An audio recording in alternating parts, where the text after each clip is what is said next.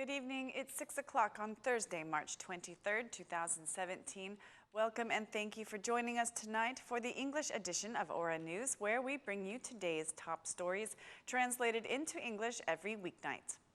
The new government ministers were approved in Parliament today following the Prime Minister's decision to change 4 of them. With 76 votes each, majority MPs approved the appointments of Fatmir Xhafaj as the new Minister of Interior, Ogerta Manastirliu as the new Minister of Health, Edward Shalsi as the new Minister of State for Local Issues, and Olta Jachka as the new Minister of Social Welfare. The vote to dismiss the former Minister of Social Welfare, Blendi Closi, and to appoint Ms. Jachka as his replacement was taken twice.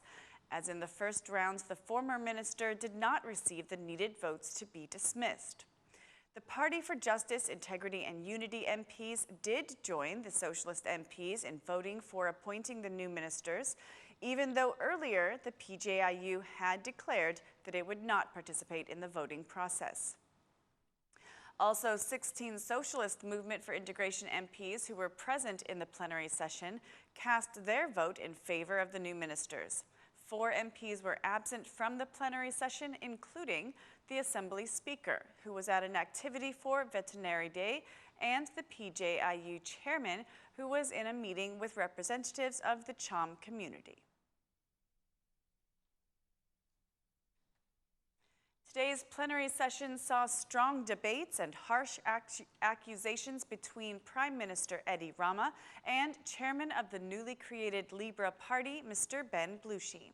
The 2 former friends, who have been political opponents for a long time, exchanged harsher accusations than ever before, with MP Blushi declaring that the government has abandoned its citizens and the poor, causing a political crisis the government is not capable of solving. The Prime Minister read a speech to his former colleague saying that his rancor against the majority stems from having not been appointed a minister in the government. I do not feel sorry for Blushi, but I do for the young people who confuse the library door with the door of his party.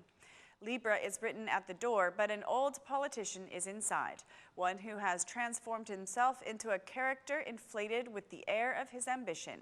He is a made-up character, just like in literature, but he has come from another planet in the book of our real life. This is my friend Benny. I have heard he has tried hard to create his character in the eyes of those who do not know him or those who cannot decode him because they are too tired. He represented Elbasan's citizens in Parliament and used his mandate to throw mud at the government and at the socialists. You have sat unfairly in an MP seat, which you will leave soon, and you have abused it for your personal issues. The truth is that Benny longs to become a minister. The Prime Minister added that Blushi cannot be compared to government ministers, saying, "How could you be a minister when, as Elbasan's political leader, you received the lowest support in the Socialist Party," said the Prime Minister, adding that Blushi did nothing when he was a minister before, prompting MP Blushi to reply, saying, "I am sorry I saw a tarnished Prime Minister. I am sorry I saw a tarnished friend. I have not used my mandate to harm. I have not committed murder, and I have not closed my eyes when someone was killed. I have not planted cannabis. You are related to wrongdoers, and for this you do not deserve to be my friend." Blushi then spoke against the Minister of Education, with whom he exchanged offensive words over the reforms in higher education. After the plenary session, the Minister of Education spoke to the media and apologized for the language used in Parliament. Today is the 34th day of the opposition's protest, and with the Democratic Party chairman on an official visit to the U.S., former Prime Minister Berisha told Prime Minister MP Rama to resign and give way to a provisional government. Otherwise, the Democrats will remove him with violence. Mr. Berisha accused the Prime Minister of allowing cannabis to be planted all around the country and called him a political corpse. The former Prime Minister claims the hope of Albanians has been revived in the last 34 days and declared that DP Chairman Lulzambasha is the future of the country. Mr. Berisha declared, "What you have done to the Albanian people in the last 4 years with drugs was not done in 45 years of dictatorship under Enver Hoxha. Go as soon as possible because Rambos of democracy, not the U.S. Marines, will come to take you out of your office or the tunnel or wherever you are. You had better leave. I am warning you that the end of the citizens' patience is coming." Earlier today, the chairman of Democratic Parliamentary Group, Eddie Paloka, and Democrat MP Bushati spoke from the protesters' tent, considering the prime minister a descendant of dictatorship. Paloka said, "The chief of gangs said that Albanians do not need free elections, but they need vetting. More than 1 million citizens are gathered in this tent. We will stay here until victory. Our aim is the removal of Rama's government, establishment of a provisional government which will hold free and fair elections," declared Paloka. The Democrats' statements were made at the same time the plenary session was being held. The Parliamentary Law Commission has completed drafting the main judicial reform laws and brought them for consultation with the stakeholders and will now require a qualified majority in favor to be adopted in Parliament.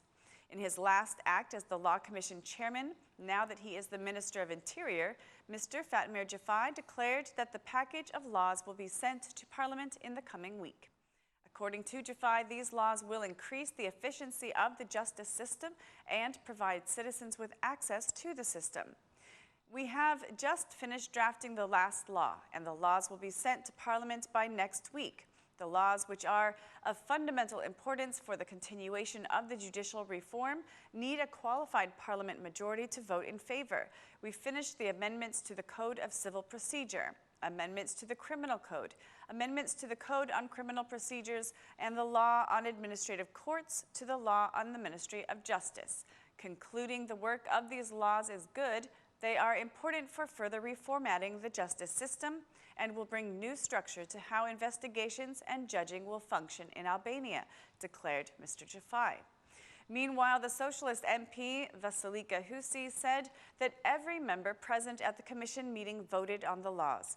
When asked about the low number of candidates for the vetting commission members, the Socialist MP, who is also a member of the Judicial Reform Commission, said that though there are many human resources, a lack of faith in the system is causing candidates to not apply. MP Blushi, the Minister of Foreign Affairs, had an interview with the Atlantic Council in which he warned of Russia's influence in the Balkans. Bushati said, "The region is facing security challenges. One challenge is related to countering violent extremism and radicalization, and the other is related to the disruptive attitude of Russia, or third actors in the EU accession and Euro-Atlantic path of our region.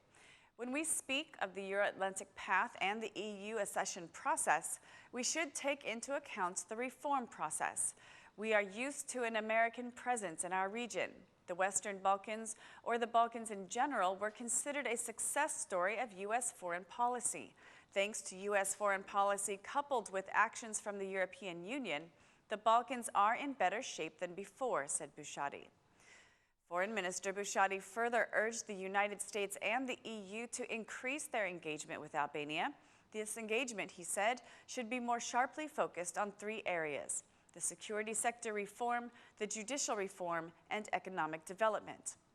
When commenting on the political situation in Albania, Bushati had this to say: "The judicial reform is a key EU condition for starting membership talks with Albania.